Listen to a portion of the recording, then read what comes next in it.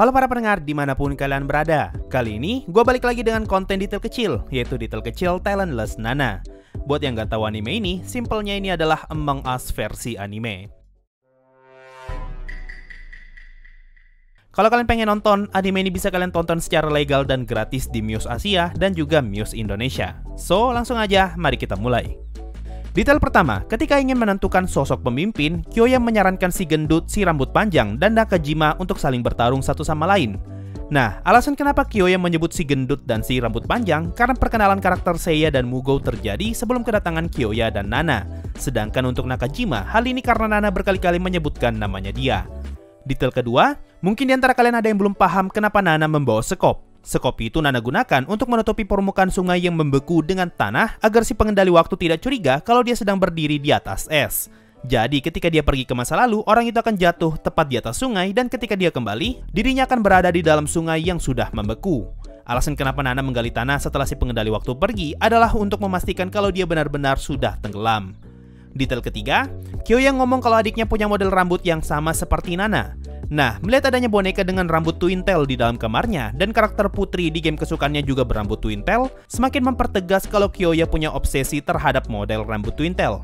Detail keempat, di awal episode 3, kita diperlihatkan Kyoya yang melompat dari atas tebing, lalu setelah itu dia masuk ke dalam ruang kelas dengan rumput laut yang menyangkut di rambutnya. Menurut gua ya, rumput laut di kepalanya Kyoya adalah pertanda kalau sepertinya dia berenang hingga ke dasar laut untuk mencari mayatnya Nanao. Karena seperti yang kita tahu, Kyoya punya kebiasaan untuk mengotopsi mayat seseorang. Bukti lain kalau Kyoya pada saat itu berenang ke dasar laut karena dia ngomong kalau arloji milik Nanao berada di bawah batu. Sehingga harusnya tidak mungkin bisa ada rumput laut yang nempel di kepalanya jika dia hanya pergi ke area di bawah batu itu. Atau kemungkinan lainnya, karena dia lompat dari atas tebing, menyebabkan tubuhnya terluka parah dan dia sempat tenggelam hingga dasar laut hingga akhirnya tubuhnya pulih, lalu dia kemudian berenang ke permukaan. Detail kelima, di salah satu buku koleksinya Kyoya terdapat buku bertuliskan The Anatomy yang menjadi pertanda kalau Kyoya belajar tentang anatomi tubuh manusia, sehingga ini bisa menjelaskan kenapa dia memiliki kemampuan untuk mengotopsi mayat. Detail keenam, hampir semua orang yang DM ke gua pasti ngasih tahu detail ini dan gua yakin kalau kalian semua pasti tahu juga. Kalau di anime Hyouka ada negara Malaysia, nah di anime ini ada Easter egg negara Indonesia. Di dalam kamar Kyoya, terdapat beberapa buku bertuliskan Selamat Pagi Jakarta, Oka, A. Andri, Selamat Datang, Selamat Malam, Selamat Siang, Apa Kabar, Bagaimana, dan Dari Mana. Lalu kalau kalian cek di end credit anime ini, kalian bakal menemukan nama yang sangat Indonesia sekali, yaitu art artis Wayan Sutara dan art background Agung Oka. Kalau gue cek di artikel Kaori Nusantara, mereka berdua adalah bagian dari Timeline Studio, yaitu studio animasi yang bertempat di Bali. Nah, karena Agung Oka adalah sosok yang bertugas sebagai art background, makanya kita bisa melihat banyak tulisan berbahasa Indonesia dan juga nama Oka di background buku kamarnya Kyoya. Dan bisa dipastikan kalau semua tulisan itu nggak canon dengan cerita, jadi jangan mengira kalau Kyoya belajar bahasa Indonesia.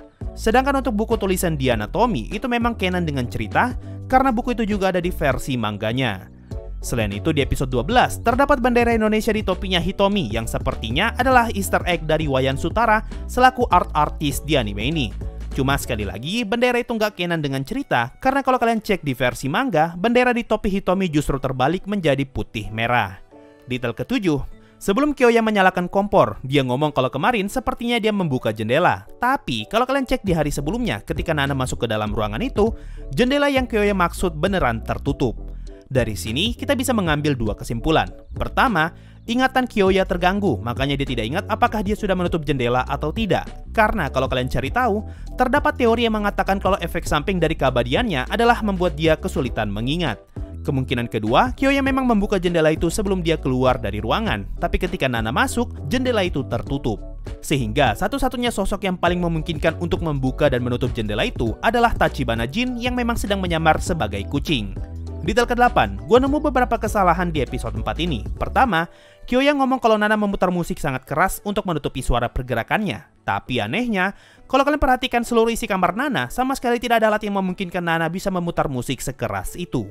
Gue yakin sini ini adalah kesalahan, karena kalau kalian cek di versi manga, seharusnya ada speaker di dekat jendela kamarnya Nana. Kedua, kalau kalian perhatikan jendelanya Nana dan Michiru, jendela mereka sama sekali tidak punya pengunci. Padahal di episode 10, Nana ngomong kalau orang tuanya selalu mengingatkan dia untuk mengunci jendela. Lalu di episode 11, barulah terlihat kalau ada pengunci di jendela kamarnya Nana. Gua rasa ya detail ini terlewatkan karena di 6 episode awal, detail tentang pengunci di jendelanya Nana tidak terlalu penting. Hingga masuk ke episode 10 ke atas, barulah detail ini penting karena Nana sudah bercerita tentang masa lalunya. Detail ke-9, detail yang satu ini bisa lebih disebut sebagai teori. Banyak dari kalian yang mengirimi gua DM tentang adiknya Kyoya. Intinya, karena Kyoya ngomong kalau adiknya punya rambut twintail seperti Nana, banyak yang mengira kalau sosok mayat berambut twintail yang ada di dalam gubuk kemungkinan adalah adiknya Kyoya. Padahal menurut gua, teori yang satu ini terlalu lemah karena kalau kalian notice, di episode 8 ada mayat lain yang juga berambut twintail.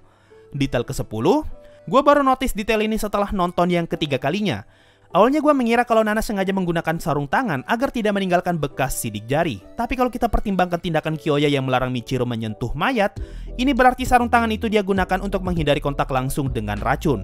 Ditambah kalau kita mundur ke episode 4, pada saat itu Nana membuat racun dengan menggunakan sarung tangan juga. Lagi pula, kalau benar sarung tangan itu untuk menghindari sidik jari, Kyoya tidak mungkin bisa menggunakan sidik jari itu sebagai bukti karena di dalam pulau ini tidak ada alat yang bisa mengidentifikasi sidik jari. Detail ke-9, pada saat Nana meracuni Jin, sebenarnya di sini Jin beneran bisa mati. Tapi karena dia berubah menjadi Kyoya, ngebuat dia tidak bisa mati dan berhasil menetralkan racun di dalam tubuhnya. Detail ke-10, ketika prosesi pemakaman di episode 10, kita hanya diperlihatkan foto 3 orang, yaitu si bocil mayat, si pengendali mayat, dan si cewek teleport. Nah, pertanyaannya, kenapa tidak ada foto si cewek racun? Kalau alasannya karena tubuh si cewek itu sudah terbakar, bukannya tubuh si cewek pengendali mayat juga sudah hilang karena sudah dibuang ke laut. Sehingga alasan yang paling masuk akal adalah si cewek rambut pirang dianggap masih hidup dan saat ini sedang kabur setelah dia berhasil meracuni si cewek teleportasi. Detail ke-12, Nana masih menggunakan ikat rambut yang sama ketika dia masih kecil dan ketika sudah dewasa. Detail ke-13, buat kalian yang belum paham maksud scene ini, di sini Kyoya sedang berpikir sekaligus kebingungan. Kalau memang ada orang yang masuk lewat jendela dan membunuh Ishii, kenapa tidak ada jejak kaki di depan jendela itu? Detail ke-14, di episode 11 kita diperlihatkan scene Kyoya yang sedang mengotopsi tubuh Ishii di dalam kamarnya. Nah, pertanyaannya, di mana Kyoya meletakkan mayatnya Ishii, padahal kamarnya Kyoya sangat berantakan dan pastinya akan semakin kotor karena bercak darah dari mayat itu. Asumsi gua ya, di episode 9 ini kita sempat diperlihatkan kalau di dalam kamarnya Kyoya terdapat kasur angin berwarna putih, sehingga sepertinya dia menaruh mayatnya Ishii di kasur ini. Karena ketika Nana pertama kali datang ke kamarnya Kyoya di episode 3, kita tidak diperlihatkan adanya kasur ini. Tapi di episode 7, Kyoya sempat ngotot ingin mengotopsi mayatnya Tsunekichi, yang berarti pada saat itu dia sudah menyiapkan tempat untuk mengotopsi mayat. Detail ke-15, di episode 3, setiap kali Kyoya membeli susu, dia pasti memeriksa tanggal kadaluarsanya. Ini karena Kyoya tidak bisa mencium bau, sehingga dia tidak tahu apakah susu itu sudah basi atau tidak jika tidak melihat tanggal kadaluarsanya. Detail ke-16, ada beberapa orang yang ngasih tahu gua kalau kedipan cahaya handphone yang ada di bagian ending sebenarnya adalah kode Morse dari angka 7 dan 5, yang kalau dibaca dalam bahasa Jepang menjadi Nanago. Dan kalau ditranslasikan dalam bahasa Inggris berarti Ayo Nana. Dan detail terakhir, gua nemu sebuah detail yang paling penting dalam cerita Muno no Nana. Kenapa semua anak di pulau ini kayak nggak ada yang punya otak selain Kyoya? Mari kita gunakan analogi Among Us. Kalau kalian bermain game ini dan ketemu mayat tergeletak, pasti kalian akan panik dan mencurigai semua orang sebagai pembunuhnya. Nah, ini adalah logika yang sangat masuk akal, manusiawi, dan paling wajar. Tapi ketika ditarik ke anime ini, entah kenapa semua murid kayak nggak ada yang punya otak untuk sejenak berpikir kalau ada pembunuh di antara mereka.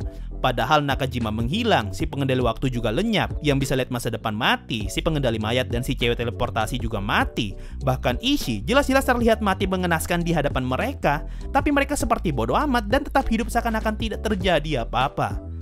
Satu-satunya yang bisa menjelaskan hal ini adalah perkataan Jin Tachibana di episode 9, yaitu semua anak yang datang ke pulau ini adalah anak-anak sombong yang memiliki kekuatan.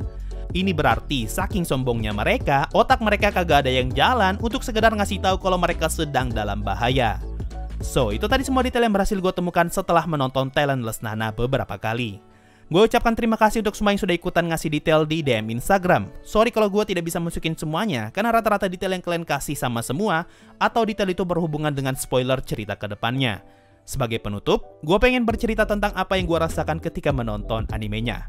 Bagi gue ya, 6 episode awal anime ini terasa ngehek karena kenaifan semua teman sekelasnya sehingga rasanya gue kayak pengen maki semua orang yang ada di dalam sana. Ada temannya yang mati, tapi kok kayak bodoh amat itu loh mereka. Tapi semenjak kemunculan Tachibana Jin, menurut gue ceritanya jadi lebih menarik. Apalagi ending anime ini yang berakhir cukup nyesek dengan musik ending yang benar-benar cocok. Kalau ada yang bisa gue bilang bagus dari anime ini adalah musik endingnya yang benar-benar cocok untuk menceritakan betapa sengsaranya Nana. So, mungkin itu saja untuk video kali ini. Makasih semua yang sudah mendengarkan sampai di titik ini. Sampai jumpa di video berikutnya. Dan bye-bye. Yo, waktunya Saweria, ada dari Vice. Saya nonton anime Overlord, di mana pas Henry disembuhkan, bajunya ikut pulih seperti semula. Apa Potion Ains memang bisa memulihkan pakaian? Setahu gue ya, efek dari healing potion itu bukan memulihkan pakaian, karena cara kerja healing adalah menyembuhkan luka dan bukan memulihkan pakaian. Jadi bisa kita anggap kalau itu adalah kesalahan animasi. Ada dari Eunoya Ginger Paz. Gimana pendapat lo tentang 11 episode pertama Mushoku Tensei? Nanti bro, gue buat kontennya terpisah. Ada dari Fans Sensei. Sensei, mau nanya Kumoko itu termasuk hardcore nggak menurut Sensei? Kagak. Menurut gue ya, gore di Kumoko itu termaksud ringan banget. Kalau lo pengen contoh anime hardcore, menurut gue anime yang cocok adalah Corpse Party atau Blood Sea. Dan terakhir, ada dari DWT257. Bang, baca light novel Komode Sugananika di mana? Di Kindle App bro, lo bisa beli versi digital resminya di sana. So itu tadi dari Saweria, makasih semua yang sudah donasi dan gabung jadi membership. Thanks a lot and bye-bye.